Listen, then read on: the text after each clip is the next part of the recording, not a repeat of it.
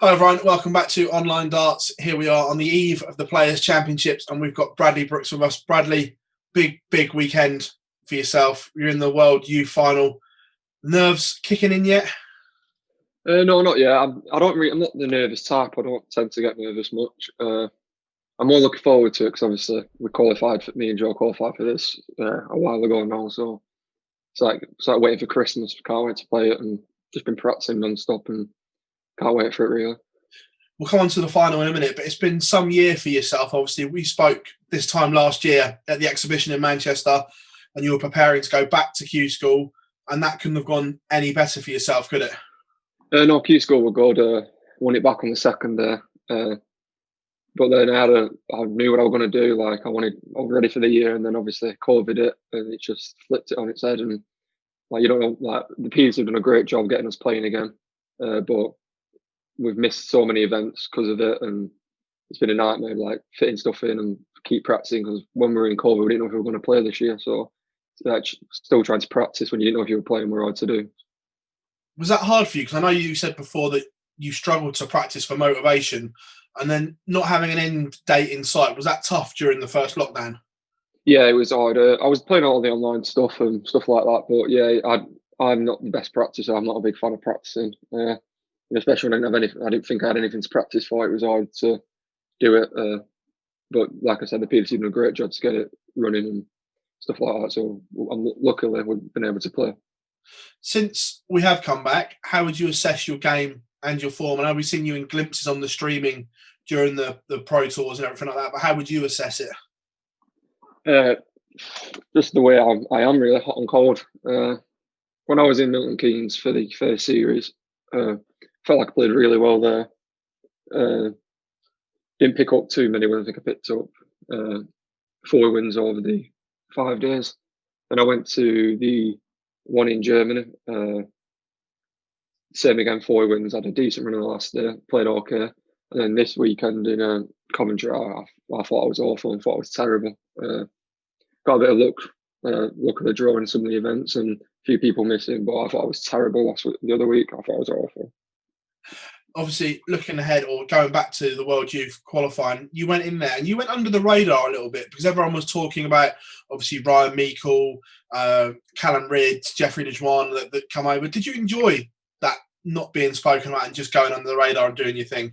Yeah, I'd rather be under the radar and do my own thing than people telling you, or people bigging you up saying you're going to do it, because it's a lot easier doing it under the radar. But the events leading up to the World Youth, so the Friday, Saturday, and Sunday, I picked up 50 quid that weekend. I had some bad draws, but I had a terrible weekend.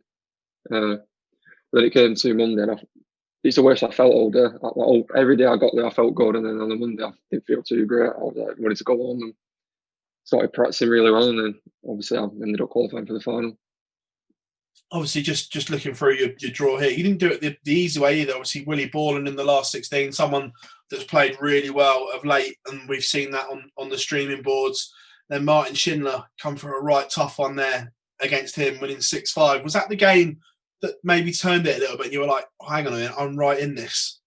Yeah, I feel like the Willie Borland game started me off because I don't know if it was 4-0 or 4-1 down against.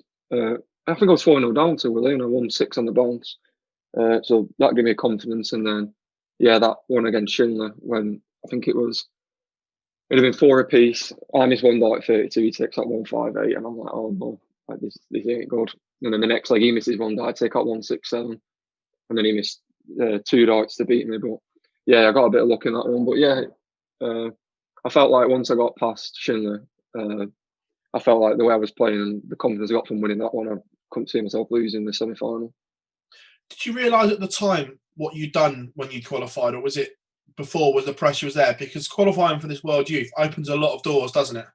Yeah, it does. I kind of knew what doors they open, and it's a good for me. Obviously I've been on the tour for a few years, but I feel like this can proper kick my career, kick it starting. I knew what I'd done, but it was just I was still mad at myself from how I played and how I did the following 3 days. So I was happy I knew what I was doing, but I was happy with it nonetheless.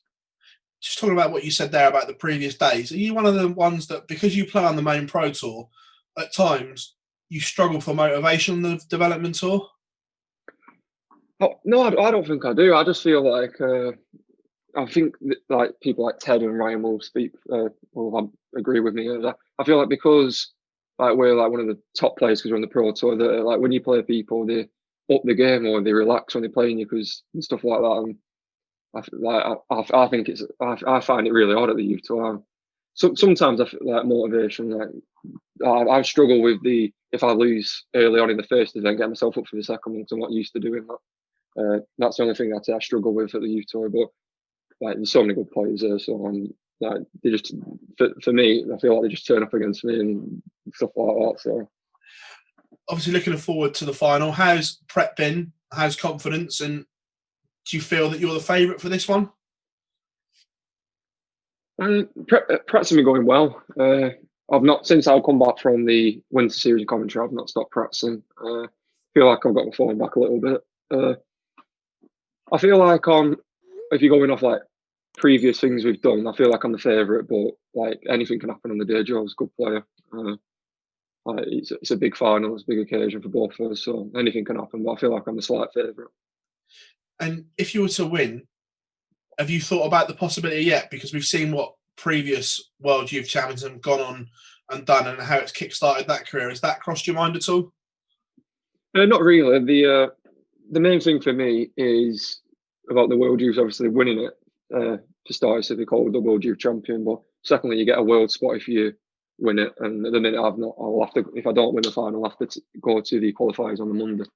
So obviously, it'd be a lot easier for me if I won the youth final, so I don't have to go on Monday. So that's probably the thing I'm more nervous about than the actual winning the title itself. Because obviously it's a big thing in the world, and there's so many good players will be there on Monday, so it'll be a lot easier just to win the final on Sunday. Just touch on the Worlds. Is that like the biggest carrot that anyone can dangle for a young player is a place at Alexandra Palace?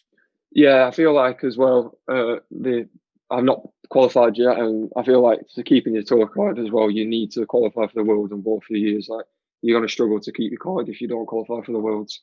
So I'll say if I don't qualify for the Worlds this year, it will be a terrible year for me. If I do qualify for the Worlds, then I can look at it and think, it's not been a bad year under the circumstances. But yeah, if I don't qualify for the Worlds, I'd say it's been a disaster of a year for me. That's a lot of pressure on one game, though, isn't it? Yeah, it is, but I feel like it's pressure I can handle, and I do like pressure. I enjoy playing under pressure. I'm one of them. I'm not very. I need that pressure on my shoulders to produce, and when it's just a game for nothing, I don't tend to play well, or I can't get up for it. Because I know how big this game is. I'm ready to go, and I'll be ready. And if you were to win it, does that send you into 2021 on the biggest high and the biggest crest of a wave ever? Yeah, 100%. Yeah, like I said, if I qualify for the Worlds, I would say it's a pretty good year for me. Qualifying for the Worlds first time, so yeah, definitely give me a lot of confidence going into 2021. Bradley, absolute pleasure talking to you, mate. I know you're heading off to Coventry tomorrow for your test and all that, mate. Thanks very much for taking time out to talk to us at Online Darts, and wish you the very best of luck, mate. Cheers, Phil. Thank you, mate.